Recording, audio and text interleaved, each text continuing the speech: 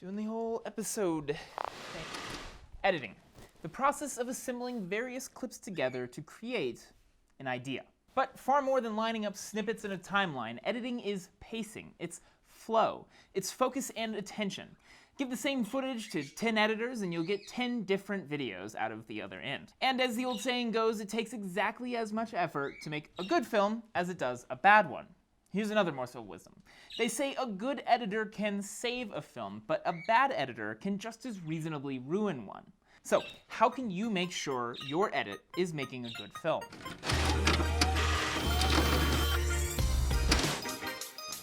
Post-production hygiene.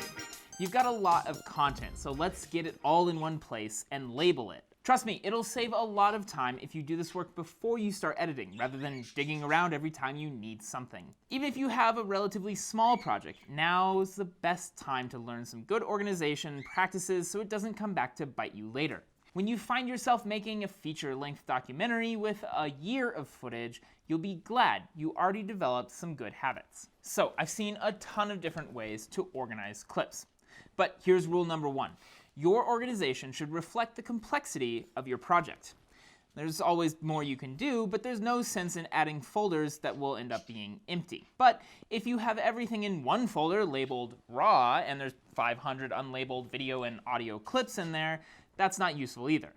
It'll take forever to find what you're looking for, especially if you didn't film it yourself. Somewhere in between is the balance of time spent searching for a clip versus time spent organizing your clips. Think to yourself, if you organize something, will it save more time when you're editing than it took to organize in the first place? And how much time do you have to organize? This brings us to rule number two.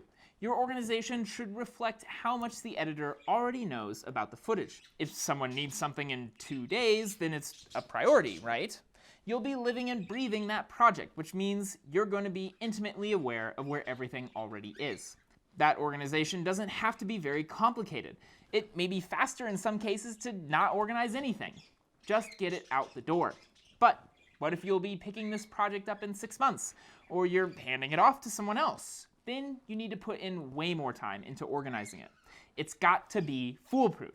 Trust me, the things that make perfect sense the same day of the shoot won't make any sense 6 months later. All right, so not too hot, not too cold, not too few folders, not too many. Before we get into the project bin of your editor, let's take a look at your desktop. And if you're on a cell phone with us for this step, you can ignore most of this, but it might still come in handy if and when you back up all your footage onto the cloud or onto your computer later.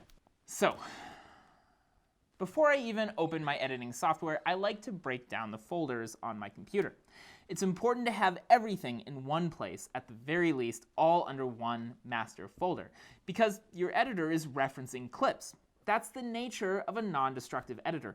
It looks at a clip and it shows you a piece of it, but it never modifies the original file. Even when you import the clip, it's just holding a path to the individual clip, not the clip itself. When you play back the clip, your editor is opening up the source clip inside and it's playing and live rendering whatever overlays or effects you've applied, like text on screen. Unlike programs like Photoshop that actually store images and elements when you import them and do modify the original, the size of footage makes it at the very least impractical and more often impossible to do the same. All of this to say that if you throw a bunch of clips on your desktop, start editing, and then move all those clips into a new folder, your editing program will lose the clips. They will disconnect. It doesn't know that you've moved them, it just knows that it can't find them at the previous path that it was using where they used to be. This can be a huge headache, having to track down individual files while trying to finish an edit at the same time. If you have hundreds of clips, it can literally take hours to reconnect everything. It also matters if you're sharing files with colleagues. Say you have to hand off all the footage or the project file to another editor. When you have everything organized in a folder, you can hand off all of it as a complete package. If you do have a second editor, it can be useful for both of you to organize the footage in the same way first on your respective desktops. Then you can just trade the comparatively tiny project file back and forth without transferring all the footage. It can be a one step to reconnect and find all the clips again and pick up where you left off. We here at Progress Now are lucky enough to have a NAS, That means a network-attached storage drive, which allows us to store projects and files all in one central place. And it's accessible by every computer at the same time. If you're interested in getting a NOS, I've put a link in the description to the one that we're using. If the files are small enough, you could also use something like Dropbox for your virtual NOS, storing all your files and folders in Dropbox and opening your project from there as well. It'll likely go a bit slower when you're editing since you're accessing it over the network, but it can still be handy in the right situation. All right, I keep saying reconnect clips as if it's trivial and intuitive, but how exactly do you reconnect clips? Well, in Premiere, my native application, you go to your project bin, highlight all of the clips that are offline, right-click, and select Link Media. This opens a prompt where you go through your directories and find all the clips. Now, here's the benefit. If everything is in one folder and the organization in that folder hasn't changed, when you reconnect one clip, it'll find all the other ones because the paths are the same, just the root has changed, the master folder location. So it's really important, if you can, try not to start moving things around on your desktop once you've added it to your project bin. In DaVinci Resolve, the process is almost the same. Go to your project bin, highlight all the offline clips, right-click, and select Relink Selected Clips. In Final Cut 10, it's the same story. You select the files in your bin, right-click, select Relinked Files, and find them in the directory. In KineMaster and other cell phone editors, there is no relinking option. It's a little different since it's all in your phone. If you ever do a backup or restore on your phone or tablet, or you move some photos or videos from a folder that KineMaster is referencing, it will lose them also and unlink. The only way to get them to relink in KineMaster is to move the clips back to the original folder before they were moved. So, project bin organization. We've organized everything on our phone or computer, we're in the program, and we've imported the clips, and they're all piled up in the main project bin. First, let's organize our footage. My top level folder is labeled RAW, and all the footage or audio will live inside that folder. Then I like to organize shots by day and/or by location, whichever is most pertinent. If you've had a multiple location shoot each day, start with day 1 folder, or name it the day of the filming, and then put location inside. Next, I'd separate by interview, and actually many times there's a strong correlation between location and interview, so you can pick whichever is the most important to you. I'm going to put those in the same level in our tree here.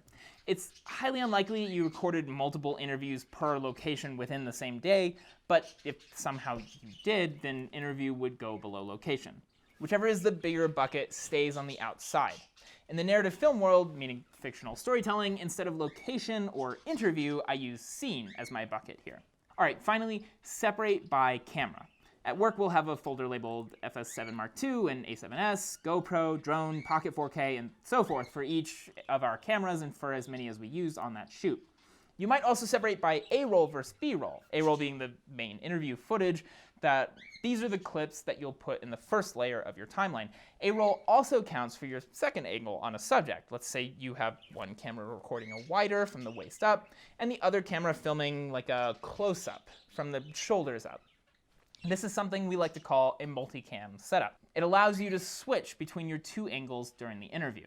B-roll is everything else you film. Your great drone shot of the Capitol building, the cool slow-mo shots of the subject getting ready before dawn, a bunch of shots of a mechanic's shop, say, tools, and the open guts of an engine being worked on. All of that, that's B-roll. If you're walking around getting interesting supplementary shots on your cell phone while the interview takes place on a DSLR rig or in the other room, then A-roll and B-roll might be the same as A camera and B camera. We do this a lot at Progress Now. Our big cinema camera records the interview, and because it's in 4K, which is double the normal playback resolution, we don't need the second angle. We actually just crop and zoom in the footage to get our close-up angle in the edit. And then we get some sweeping shots with our drone afterwards. In that case, I would label the bins FS7 Mark II and Mavic Pro, and I'll know automatically because I know which camera is which, and that the first bin is our A-roll footage, and the second one, the Mavic Pro, is our B-roll footage. So, to recap, our standard breakdown for most situations is RAW, day, location or interview, and A-roll or A camera, and B-roll or B camera. And obviously, if you shot everything in one day and one location with one interview subject and one camera, as is often the case, then probably your folder structure is just RAW, and that's it. No need to make a bunch of empty bins, right? Audio. All right, so that's the breakdown for footage. Now let's talk about audio. If you recorded audio using a mic that connects directly to your camera or phone, a setup we like to call single system recording, then you won't need to worry about your main audio. It's already connected to your video clips. We'll be using your audio folder for music, Foley, and sound effects. More on that later. But if you had to record audio separately, a setup called dual system recording, then let's make sure that that audio is close to the footage. So remember that tree of nested folders for footage. I'm going to take the audio, I'm going to go inside the raw bin, inside the day bin, and inside the location or interview bin. There I make another folder and simply label it audio, and dump all the audio clips for that interview or location into that folder. There's no need to get any more granular with our audio clips because the footage only gets broken down again by, say, A-roll versus B-roll, and your audio is just for your A-roll. If for some reason you did record a dual system audio for your B-roll, then yeah, obviously dump those audio clips in there in another audio folder. This way, all your audio is close to your video. And if you did it right, there should be the same number of audio clips and video clips, at least for your A-roll. So you can easily dump all of the video and audio clips into your timeline and start syncing them all. If you want to know more about audio syncing, that episode is linked below. Okay, music and sound effects aren't specific to the footage, so they go in a new folder, also labeled audio. But this time it's on the top level next to raw, not inside of it. It's a new master folder. And I add SFX or Foley, they're basically the same thing, music and Roomtone to that. In our SFX folder, which stands for sound effects, I add sounds that I might have recorded separately because maybe my camera or audio gear wasn't picking them up when I was filming on location. These could be things like the sound of footsteps or a busy restaurant, but sound effects can also cover things like beeps, chimes, dings, loops, stingers, etc. These help transition between shots, and you might use a whoosh sound when a graphic flies into the frame. All these tiny sounds are really part of your brand. Is it fun and whimsical, serious and quiet? Are all the sound effects made by your mouth? Or do they sound more cinematic and Hollywood-esque? It's perfectly normal for a video not to have any sound effects, and certainly people will get the message without them, but it is another layer of polish that can help enhance the right video. In the music folder, I usually have a couple of different options that I'm deciding between. Finding the right music is seriously the hardest part of filmmaking. It takes a long time. There are no tricks or special techniques to make it any easier, and it doesn't get easier with time either. So yeah, I almost never find the right music track the first time around. I might have 2 or 3 tracks or as many as 12 in there at one time. I'll take one out, align it to the timeline, play the video back, and see how I like it. You may even end up using part of the song and another part of another song, so it's worth keeping them all in there, even when you do find a good one. And finally, Roomtone. I don't always record Roomtone, but when I don't, I usually regret it at least a little bit. In our line of work, getting the perfect audio is rarely an option.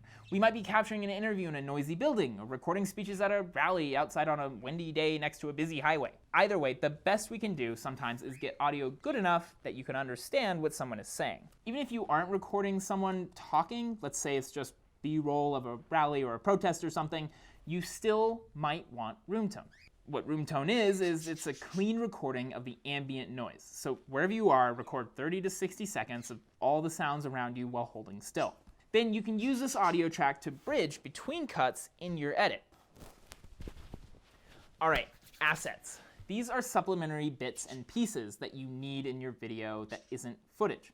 Are you talking about a bill? Maybe you pop up the bill on screen and highlight some important lines. Or are you explaining why you should support a certain representative in a local election? It could be nice to bring up a photo of that delegate. A lot of assets are photos, GIFs, logos, animations, and graphics. The sort of things that are generally sitting on top of both your A-roll and your B-roll in our timeline, our third tier elements.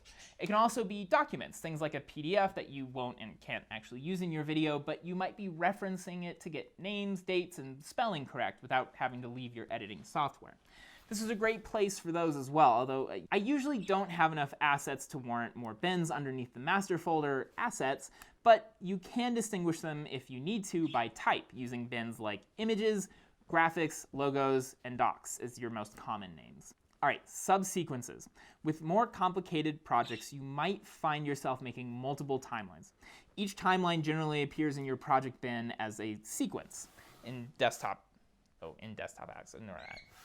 Sometimes when you have a bunch of sequences cluttering your project bin with various names, it can be hard to find the one that you want to export. I make a folder called subseq, this is short for subsequences, where I pile all of these. I don't generally name them very smart titles, just selects 15 minutes, A-roll master, and the ever-present nested sequences 1 through 50 for those of you in Premiere. For reasons you'll discover as you start editing more, certain projects will stack up sequences like nobody's business. And it's important to keep these tucked away safely so you can keep track of the sequences, the timelines, the ones that really matter. A situation I run into a lot of the time is I have maybe 2 hours of raw footage and I need to make, say, a 2-minute final video out of it. I don't know which sound bites from the 2 hours of raw footage I'll end up using, so the first thing I'll do is make selects, which is 10 to 15 minutes of the best parts of the interview, cutting out all the rest. Obviously, 15 minutes is still way too long for most topics out there. Non-profit filmmaker tutorials are an exception, I guess, but 15 minutes is short enough to get transcribed cheaply and start assembling your story for the 2-minute version. Then you might nest or duplicate your 15-minute timeline into a new one, which makes a new sequence, and you might even be someone who pares it down little by little, whittling it down until you have your 2-minute version. And to preserve your hard work, you preserve each iteration by duplicating the sequence before you start paring down your footage more. This will make a ton of similarly named sequences cluttering up your project bin. Either way, you'll know pretty quickly if you need your own subsec folder. And for those on cell phone, this generally doesn't apply to you, but it could when you transfer your project to your computer. All right, that is literally everything you need to know in order to have a clean and orderly project bin. Remember, you don't need to name the clips themselves. Name the folders and save yourself some serious prep time. You can never be adequately descriptive and functionally concise enough to label every clip effectively. I tried that for years, and it only leads to ruin. Is there something that you've worked with that doesn't fit into this perfect system of organization? Let us know in the comments below. And make sure to subscribe and tap that bell so you get notified about all our new episodes, including some of the ones I mentioned here. Until we meet again, like this video and share it with someone who seriously needs an organization intervention.